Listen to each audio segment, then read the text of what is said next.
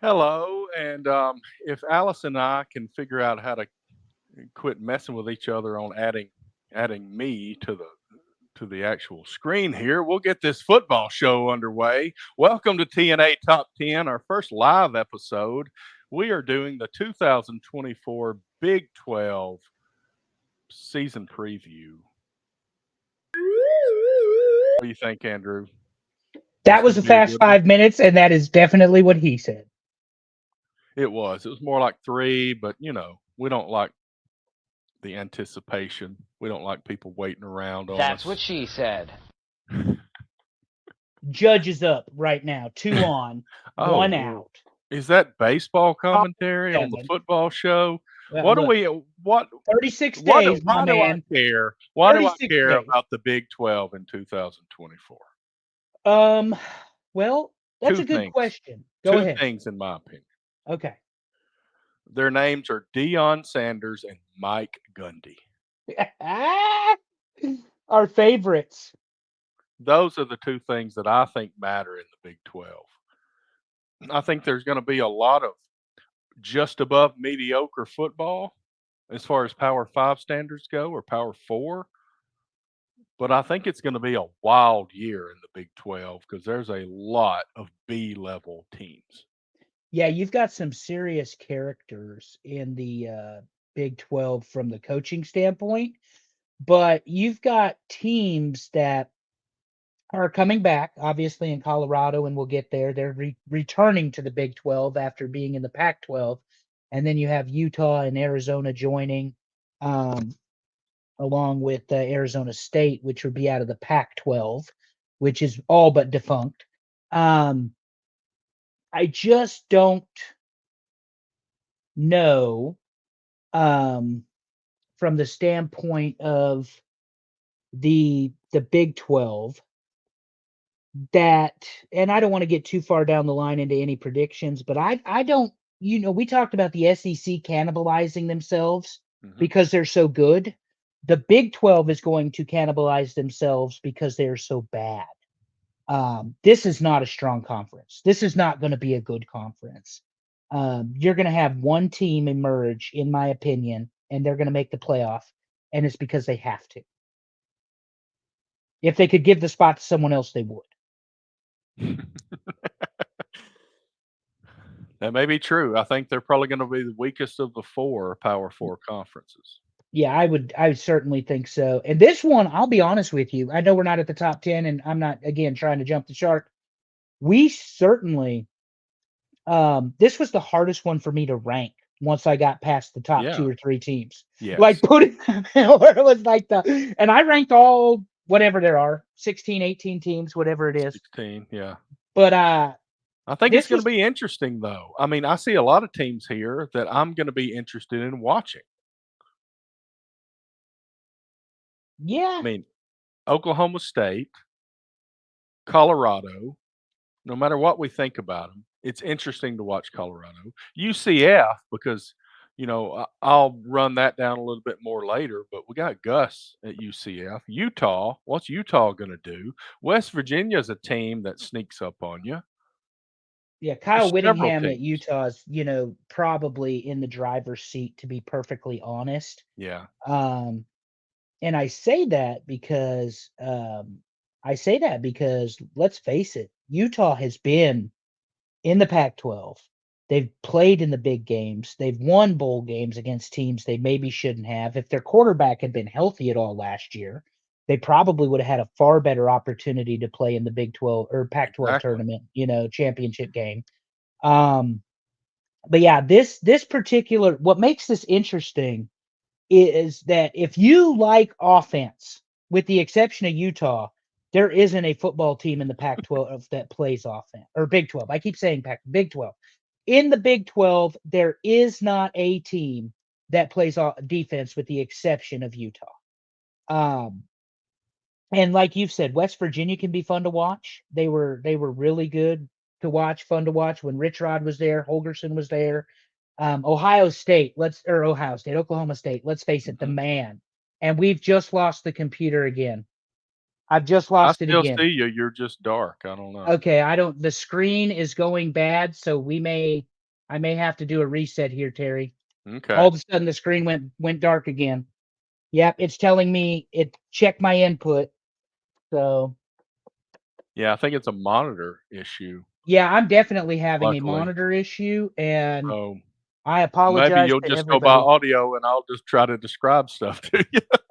Well, I We can see apologize to you. I did see everybody. that the light went out from Okay. the monitor, but other than that, I think we're in decent shape. As long as your actual computer is not affected, I think we're good. But why don't we go ahead and reveal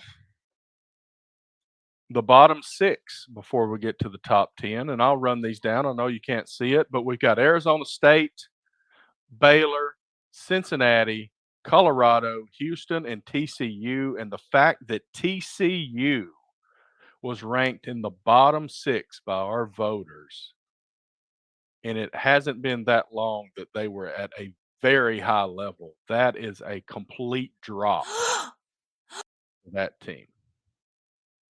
Yeah, it's yeah, I do apologize. I've lost the monitor, but that's okay. I've got the telephone here, and I'll mute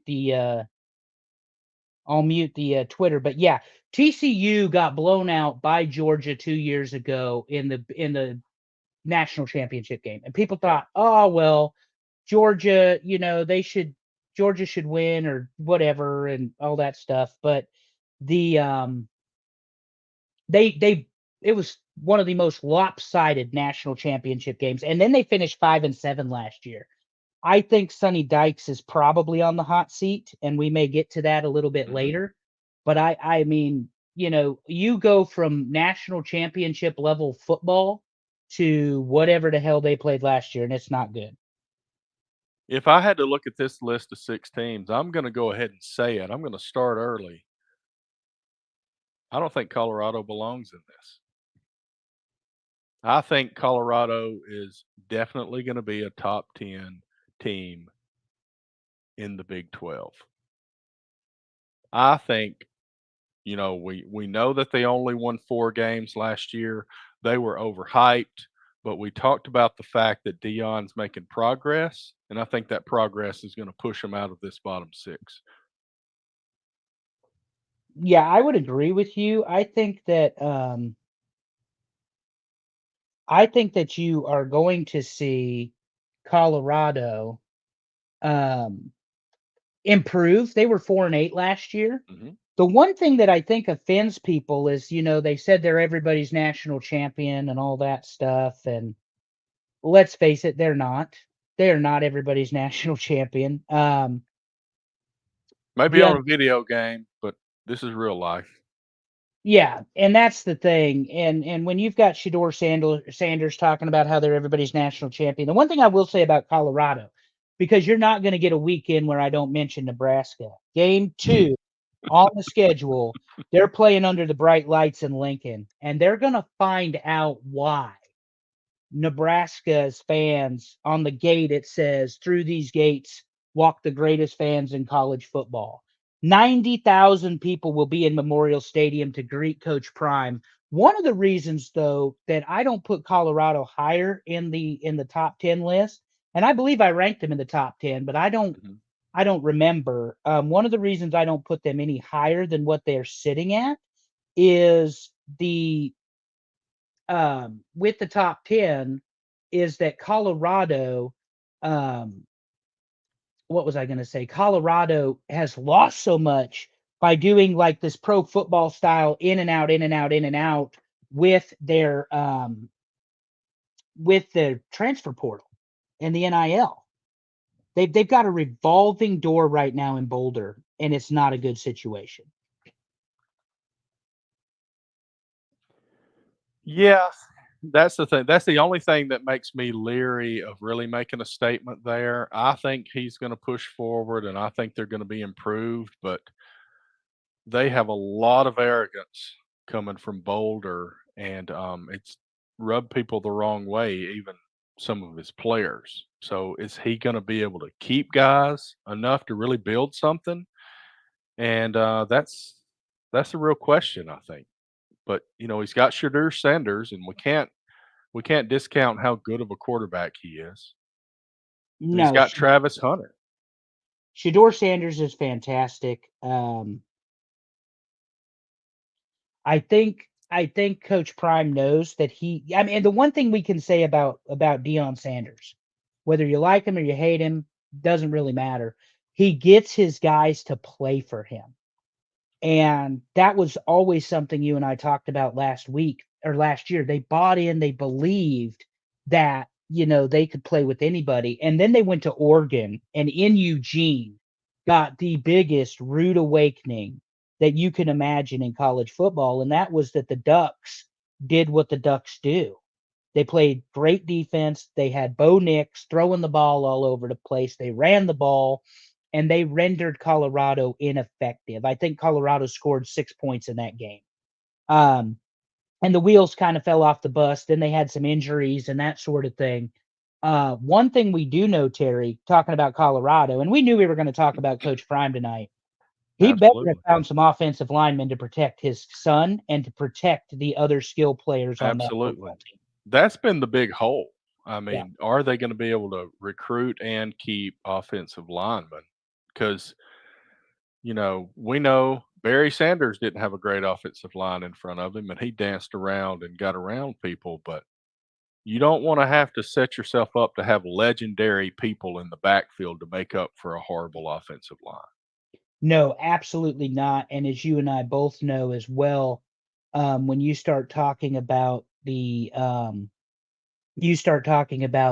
offensive line, the advantage that a Nebraska will have, the advantage that a Utah will have, the advantage that a I forget who else is on their schedule, Arizona or any of these other teams will have, is there's probably a little bit more continuity. I can tell you this defensively, Nebraska's ranked number 7 in the country preseason, and Colorado gets them game 2. And you saw how good Nebraska's defense was last year, keeping Mhm. them in games that maybe they shouldn't have been in. Game 2, under the lights, Memorial Stadium, Tom Osborne Field. It's a real test. Circle that game because it's a real test for both teams. It's not just a test for Colorado. But we're talking about Colorado this week. We're going to see how that offensive line holds up against Tony White's defense. And he's going to do some blitzes and some exotic packages and some confusing. And make no mistake about it, Nebraska can get pressure with the front four. And when they get pressure with the front four, it's a long day for someone like Shador Sanders. It is. Why don't we go ahead and dig into the top 10, see who we got at number 10? That would be BYU. And let me run down 2023 and 2024 for you. Head coach Kalani Satake, I believe. I don't know that Oh, I've ever, the old Air Force coach. yeah. Quarterback last year was Kadon Slovis, but this year it's going to be Jerry Bohannon. So they do have a change at quarterback. They were 5-7 last year, 2-7 in conference. They have 6 returning starters on offense and 7 on defense. BYU is normally a pretty solid team. They just joined the conference recently. Um, I don't know. I think number 10 is about the right spot for them. I think Colorado could have been in the top 10 if you were going to put BYU in the 10 spot, Yeah, pretty easily. definitely. That's not to be offensive to BYU, but I agree with what you said. They're going to play hard nosed football. They're going to grind some teams out. But um, when you look at all of the destinations in the Big 12 of where you could go, BYU does not really hit for me. If I'm a prospective player. Um, there's several other teams that I would consider before I would consider going to BYU. Hopefully they can improve because as you and I have said over and again, I want to see the best football. Mhm. That's all I want to see. I want to see the best football. Whatever that looks like, let's do that. So we'll see. All right, let's look at number 9. That's Texas Tech. Head coach Joey McGuire. He was there last year. The quarterback is still Baron Morton. Last year they were 7-6, had a 5-4 conference record, and they beat California in the Independence Bowl.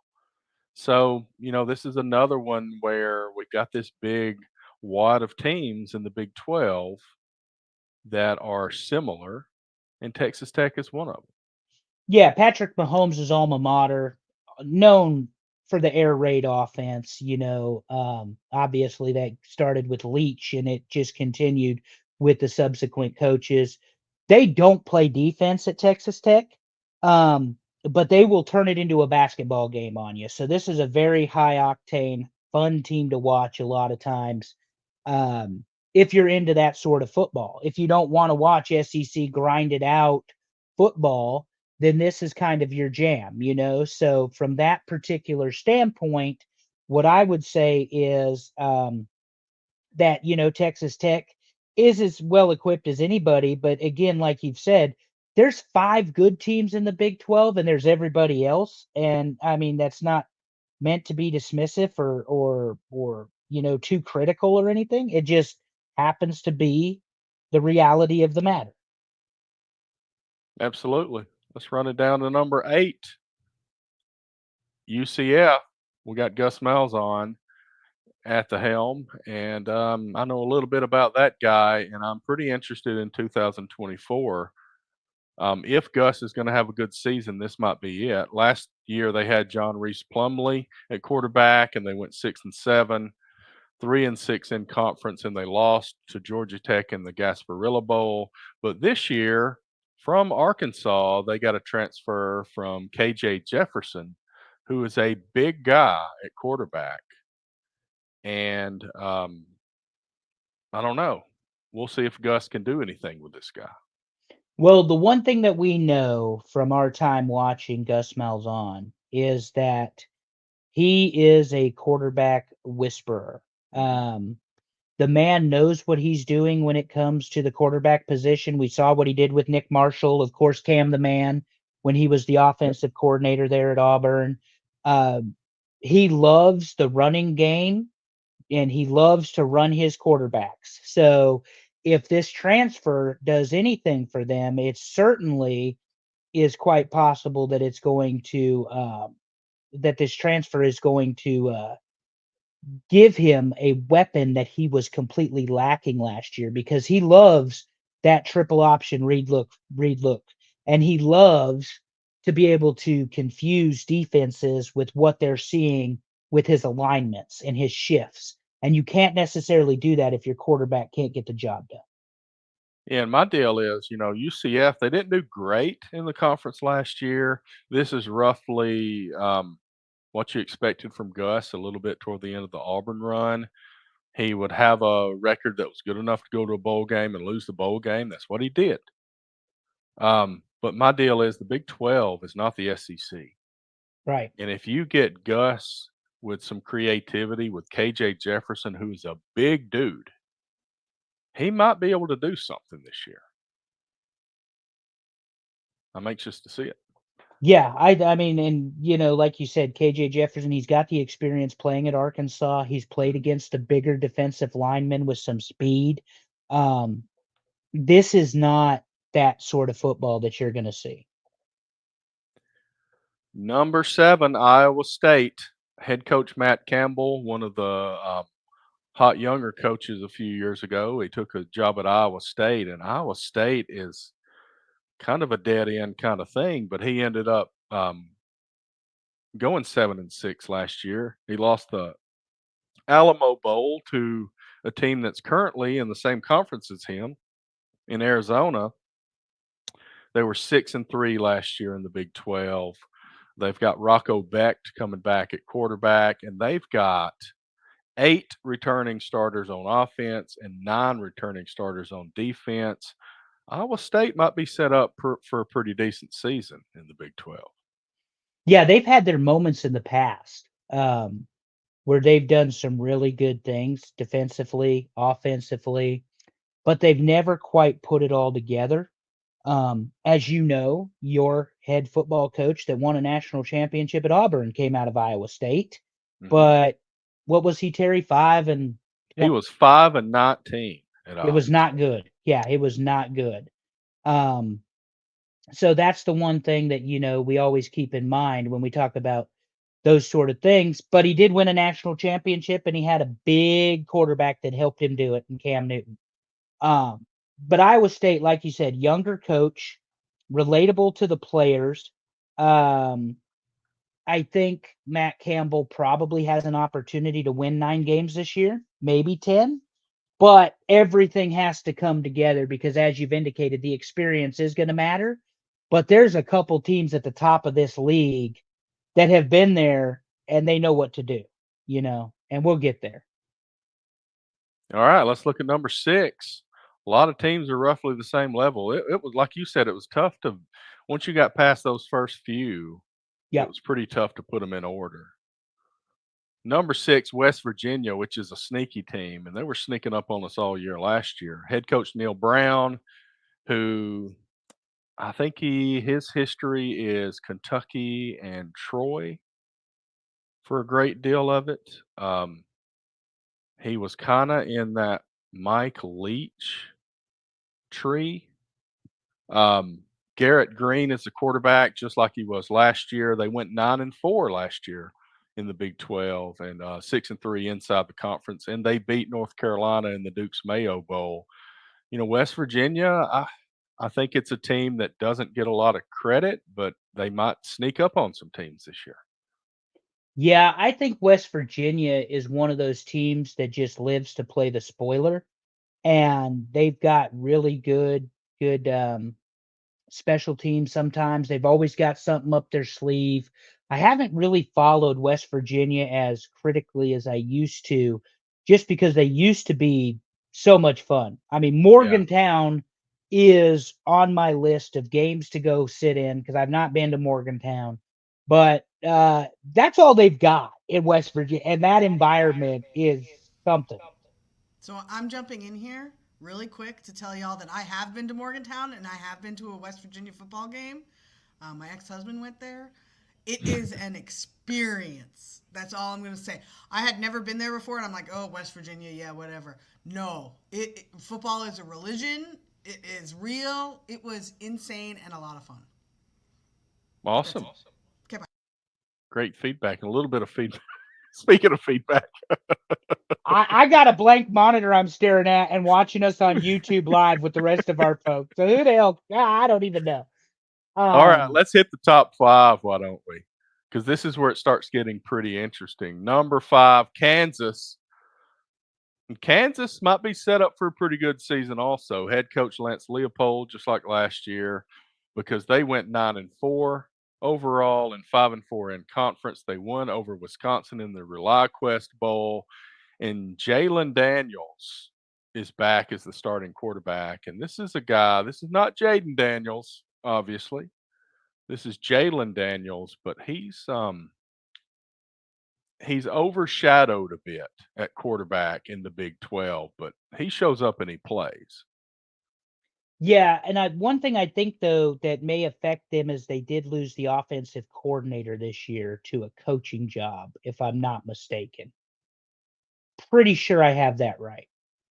Um, but to your point, there's a lot of experience there. Leopold is known for putting offenses together. You got some returning starters, and Kansas is one that I picked to finish toward the top of the conference this year.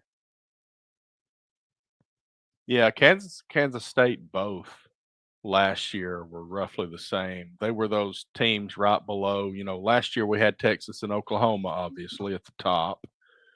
And then I don't want to piss off the Oklahoma State fans, but Oklahoma's up there a lot. But Kansas and Kansas State were right there waiting in the wings below those 3 teams. Yep, Let's see who's at absolutely. number 4. Did I predict it with what I just said? Nope. Utah coming in from the Pac-12, showing up at number 4 in the preseason poll. And let's talk about this because last year we expected a lot from Utah in the Pac-12. Kyle Whittingham has done a great job there. Cam Rising, the starting quarterback, and I listed him at starting quarterback even though he was injured for a great deal of the year. He is the guy. They still went 8-5. They went 5-4 in conference, and they lost the Las Vegas Bowl to Northwestern. But this is a team, if they can stay healthy, should compete. Yeah, they played. I picked Utah to win the Pac-12 last year, Right. and they did not, obviously. But Cam Rising, that was a completely different football game. Football team. They had all the tools to win the Pac-12 championship, and it just didn't happen for them. It just did not happen for them, unfortunately. But like I say, um, they are fantastic on defense. They're always going to be hard hitting. They're going to pressure you. They're going to run the ball. If Cam Rising stays healthy, this is the team that's going to win the Big 12 championship. This is the team that goes to the playoff. And I probably jumped the shark again, Terry, but That's I okay. this is my team in the Big 12. It's going to be Utah. Well, I mean, it's for the same reasons you predicted it last year. The only Yep. reason they didn't do what you had talked about last year was injuries. I mean, Cam Rising was gone for a large chunk of the season, Yep. and they had a pretty decent backup that came in, but Cam Rising is the guy. Yep. And he was the one that everybody expected to do the job at Utah. And when all of a sudden that person isn't there anymore, that presents problems that you have to be able to deal with. And I don't know that they were able to overcome that deficit very well, even with Whittingham's experience, because he's been the head coach there since Urban Meyer left. And that was 2005. Is that right?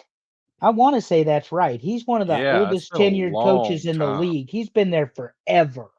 Yeah, So anyway, he needs to stay because we don't want one of those Brian Harson things happening where he was at Boise for years and stunk it up going to Auburn. Anyway, let's go to number 3, Kansas State, and I mentioned them earlier, but Kansas State, I don't know. I think this is a little high, honestly, and let me run it down.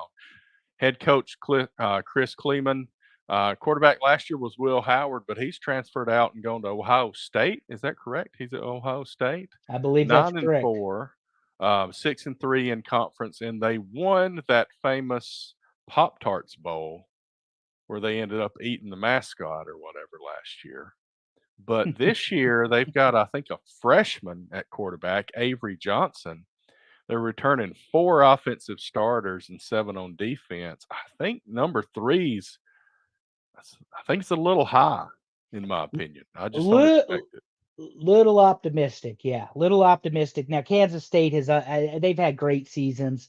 Obviously, former Nebraska quarterback Adrian Martinez led them to the Big 12 championship um, game, and they won against TCU the year TCU would go on to play for the national championship. But the Kansas State, me growing up, that was the team you didn't want to see on Nebraska's schedule because they played in the Big 8, Big 12 together.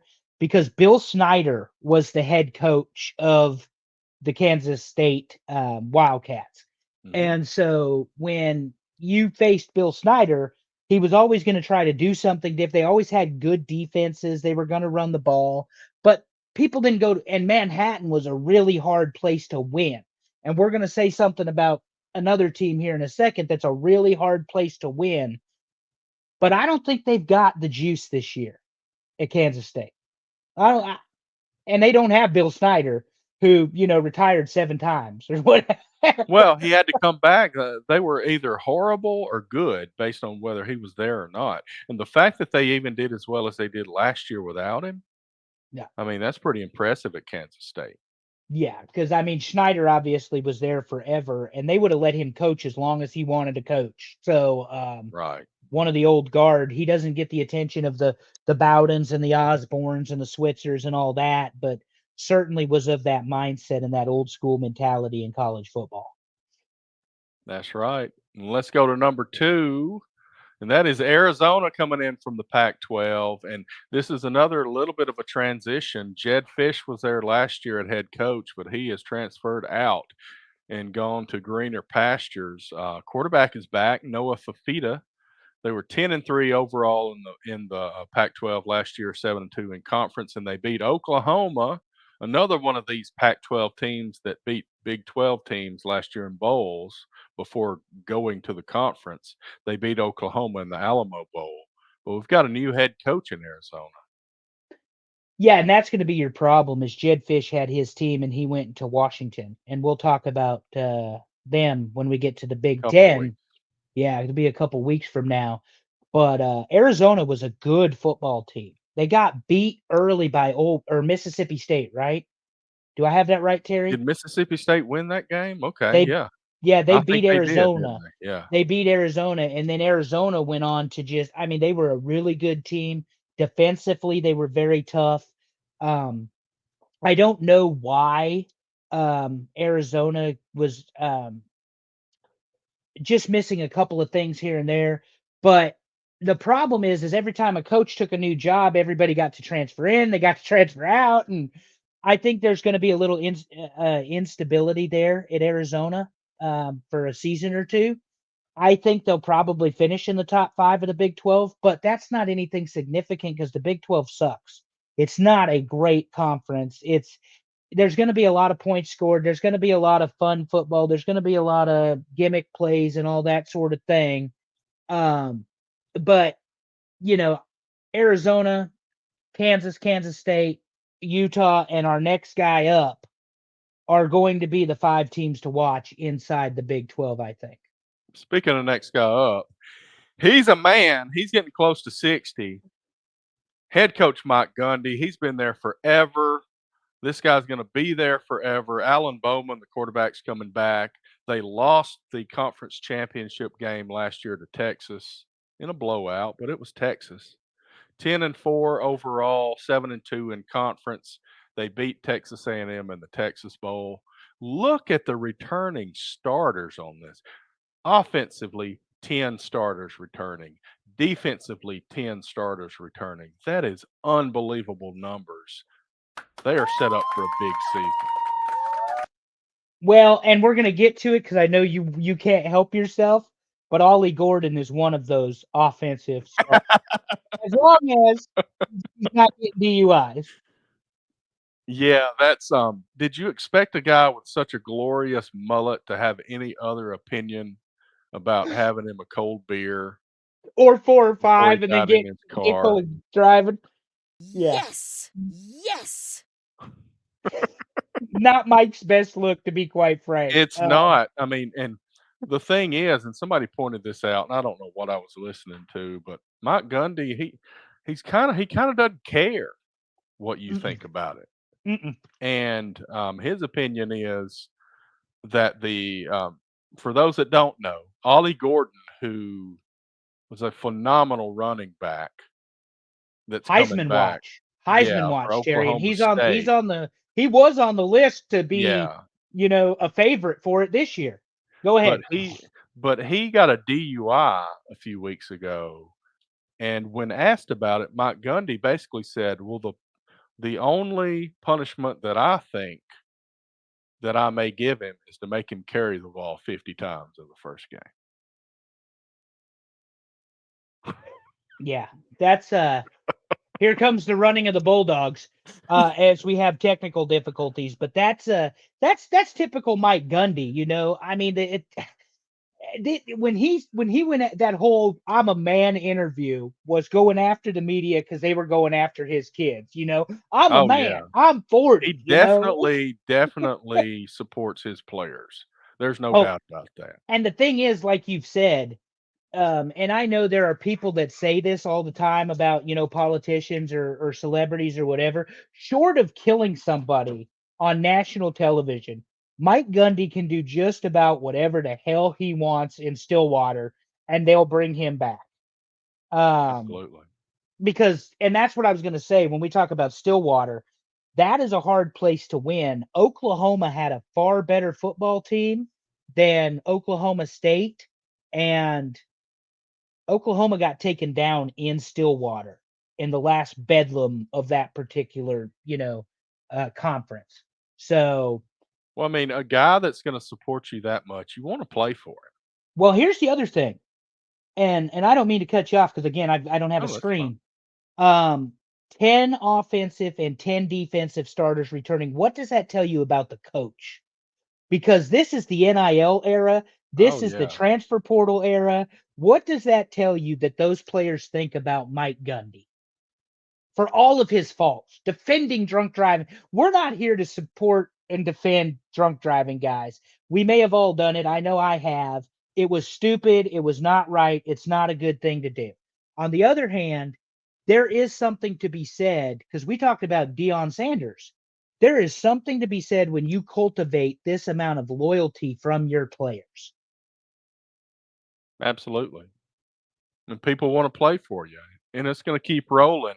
And honestly, the conference is set up for them to go on a several year streak of doing very well. I mean, and they've been doing very well, but now they've got the big dogs out of the way.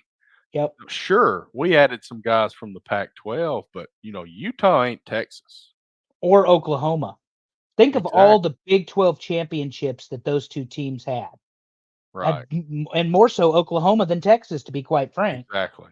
Um, but I mean, you've got Oklahoma, that big elephant is all of a sudden gone. So we'll see what happens. Well, let me run down the top 10 as voted for by those that we appreciate. Yeah. Thank you for voting.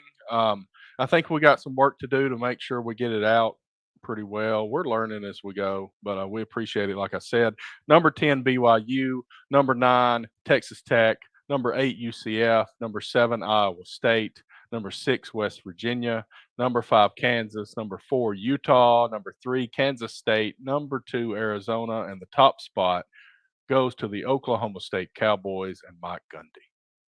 Well, there you go. So let's shift over and just like we did last week for the SEC, let's talk a little bit of preseason predictions. And it's going to be the same set of questions. We're going to be consistent unless we have some crazy thoughts, but I have not prepared for this. I haven't really thought about it. I didn't write down any notes for it, but which two teams go to the championship game in the Big 12 this year? You first. Oklahoma State, Utah. All right.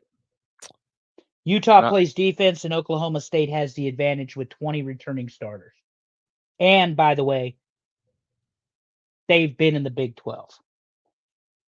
This isn't different for them. They know what they're going to see week in and week out, whereas Utah has not necessarily played in the same conference. so who you got winning that? I'm going to go with Utah because they play defense. Okay. I got to think back because I don't have the list of teams in front of me. Okay, I will show my logic. I do think that Oklahoma State's going. Let's see, Utah was your choice. Arizona, Kansas State, Arizona could be a guy, but see, we got a new coach there. Colorado, if you want Kansas to would be really be good. I think crazy. Colorado's pretty low. The only team I would consider is Kansas. I think they're in a decent spot. I think Kansas State was ranked a little high. I'd pull them down farther. But I'm gonna agree with you on Utah, but I'm gonna take Oklahoma State winning over Utah in the conference championship. Well, there we go. We got to disagree about something, Terry. Otherwise, this show is boring. So I think I know what your answer is here, but who makes the playoffs from the Big 12? Utah. Utah and only Utah. And I'm going, There yeah. will be one team from the Big 12, whoever the champion is, because of the way they set the playoff up. It's obligatory. The champion will be the only team that makes the playoff from the Big 12. All right. Well, I'm going to say obviously Oklahoma State as that one team. Do you agree, though? You think only one team makes it? It's so new to me. I'm leaning that way, but I almost need to break it down and just for those watching or who will be listening, we are going to do the 4 power conferences, and then we're going to have a preseason where we're really going to dig into the playoffs and that kind of stuff. And at that point, I'll really dig in without going to that much depth of analysis. My first inclination is to say one team from the Big 12 because if I start thinking about the ACC, I consider maybe having a couple of teams, and then I think SEC um, and Big 10 are going to have 3 or 4. So I think the Big 12 just being the weakest of all these, I don't see them getting a second team in. Well, and to reiterate the point, not to beat the horse, but to reiterate the point, top 4 power conferences automatically in their champion. Then you have the 5th at large. Then Notre Dame has the opportunity to get in at 6th. That's the highest Notre Dame can get in. We will talk about Notre Dame next week along with the ACC, since that seems to be their comfort zone. So that makes the most sense to me anyway, Terry. I know we didn't necessarily Won't talk be in the about that. poll, I'll tell you that much. Yeah, but we'll talk about Notre Dame and the ACC next week. But my point was last week, I think 5 teams from the SEC can make the playoff. 5. That's a Now big that statement. sounds like a lot, but just keep in mind that that if once you fulfill those first 5 obligations, the next 7 It's a free are for all. wide open. Mhm. So you could have a 10th ranked Missouri or 12th ranked Missouri playing the 5th ranked best non-power conference champion, as an example. So it's going to get a lot of fun, but my logic is there's no way this war of attrition, again, this cannibalism here in the Big Mhm. 12, there's no way you see 2 teams worthy of a Yeah, playoff spot they'll bring emerge. each other down. Yep. All right, here's a question. Which coaches are fired by the end of 2024? And maybe this should say which coaches are not here next year, but we'll say fired. Well, we Who's know going it to get won't be fired? Gundy unless he kills Right. somebody on Main Street in Stillwater. You mentioned Sonny Dykes earlier. Sonny Dykes, I think, he's had that dramatic fall from grace. Gary Patterson was at Yeah. TCU for so long, had so many top 10 finishes, had great defenses, and then they just fell off. Sonny Dykes could be. I don't know that you're going to keep, if Coach Prime doesn't do well at Colorado and a better job I was going opens to up. bring that up myself. Like, how bad does it have to be in Boulder Yep. for him to be fired at the end of this season? I don't know that you see him fired. He might leave. That's true. And that's why I said maybe I need to reword it, but I just don't see Deion being a 10-year head coach in Colorado. No, I don't either. And I mean, and here's the other thing. Even let's say they go on a tear and they win the national championship this year. I think he's one and done if that's the case. I mean, I Yeah. don't see. I mean, Boulder, Colorado is not a destination for head coaches, Right. and certainly a coach of the profile that Deion Sanders has. I don't see that happening. So, from my perspective, I think Deion is a short-term coach.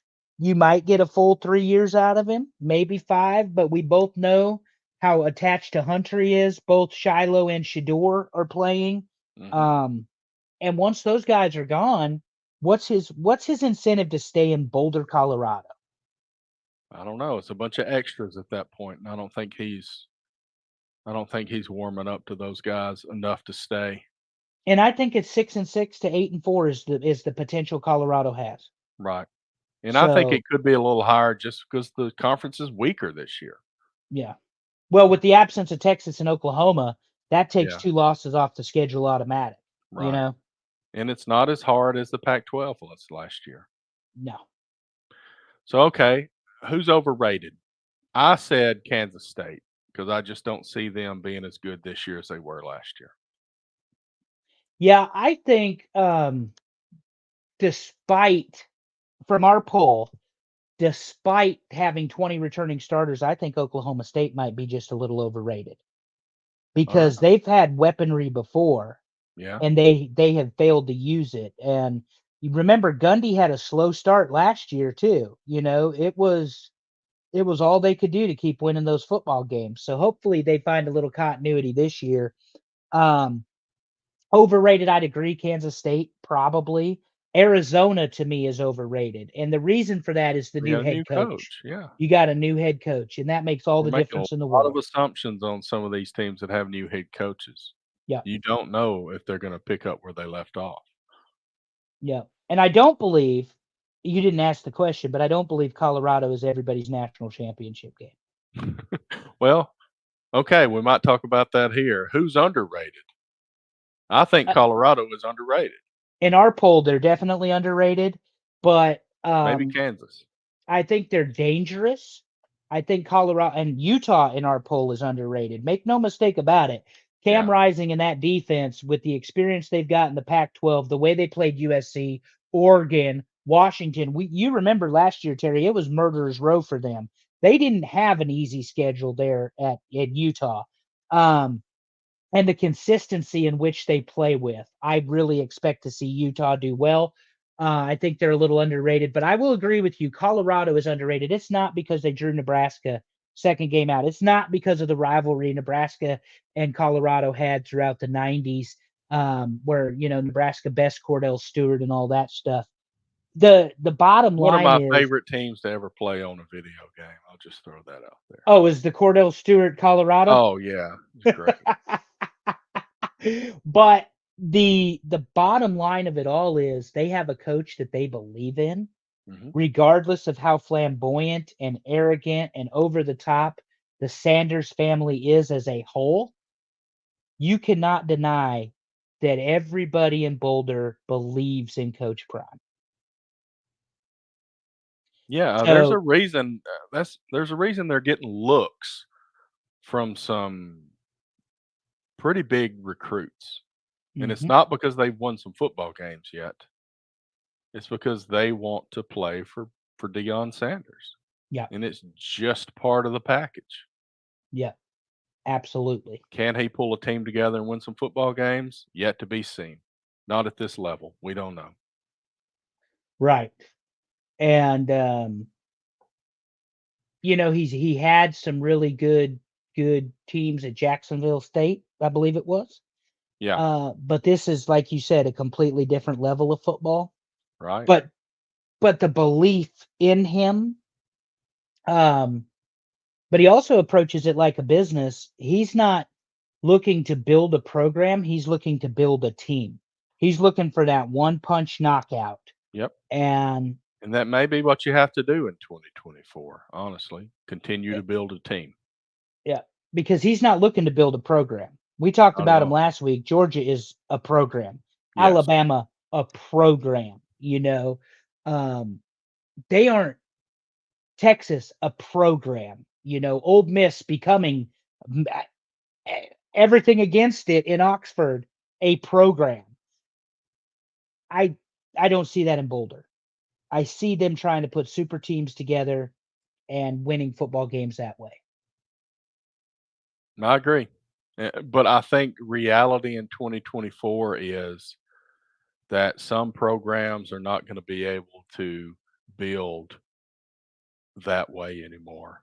And they're going to Right. have to continually go. I mean, we've seen Ole Miss, even Ole Miss at the top level they're at in the SEC, they have to treat it that way too. Yep. They're not just going to the high schools to get their players, they're having to hit the transfer portal. So I think if you're not one of these blue bloods, you really got to hit the transfer portal hard, hit the NIL. And, we'll Agreed. talk about it in a couple of weeks, but in Oregon, we got a guy that said, I've got an unlimited checkbook for NIL.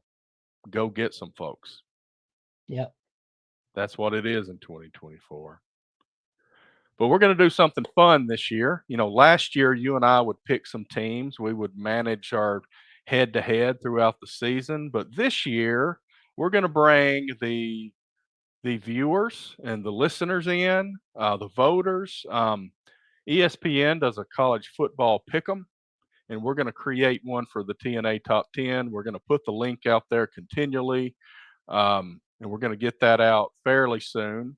We still got a few weeks to go, but we'll get Hmm. that out to you before the season starts. Hopefully, a lot of you join in. We will give the status of that at the end of the show every week, and this pretty much this time. We'll still do our picks of the big games with Andrew and I. We may end up having some guests on and let them pick, that kind of thing. But we thought that would be a pretty fun thing. Let ESPN software manage it this time instead of us having to do the math because I do math at work. I don't necessarily want to do it when I get home, but I think this will be fun. So we'll put the link out and hopefully you guys, as you always do, you come up big for us, and hopefully you join in. This should be fun. I think it'll be a blast. I really do. I'm looking forward to it. And we love to have fun on the show. Technical issues aside tonight, again, I apologize to our live audience, but thank you all for being here. Want to thank you all for voting in the polls. Yeah. We've got 2 of them now. It was bad enough we had 1. Now we got 2. But we We'll make them certainly, easier to get to too. We're learning how to get it out to you guys better. We'll do that. yeah, and that's the bottom line is this is supposed to be fun, like Terry said about the pick'em thing. We're looking to have a good time with our friends and our listeners and our viewers, and this will be one way. And the next week I will have a new monitor, um, so maybe we won't have this issue. I don't, because that's got to be what it is. But anyway, Or it might be the cable. well, it could be, but it's the cable that came with it. That's weird. But I Well, mean, we'll we'll play with figure it. it out. We'll get Yeah. better. But hey, it wasn't that bad, honestly. I mean, you were able to listen to the audio and all that. We can keep track, so we're good. Nothing major happening there. But before I do wrap it up, you got any final thoughts on the Big 12? I think it's going to be a bloodbath, and there's going to be a lot of points scored. Over-unders in those games will regularly exceed 70 to 80 points. I think the fun that we had in the Pac-12 over the last several seasons, that's going to show up in the Big 12 now, and that's what the Big 12's role is going to be. It's going to be the new Pac-12, especially with the several teams that came in from the Pac-12, Hmm. and they're going to kind of be that late night, maybe not as late night as the Pac-12 was, but late night, high scoring offenses. That's what the Big 12 is going to be. And next week, live, just like this week, I think it didn't go bad enough that we decided not to do it ever again. We're going to do the ACC next week and some kind of poll about the Olympics. We haven't finalized it. We will put those out in the next several days. But thank you everybody for watching. Thank you anybody that's listening to the audio in a couple of days when we put this out. And our final thought before we wrap it up, be a champ this week and whatever you do. See you next time.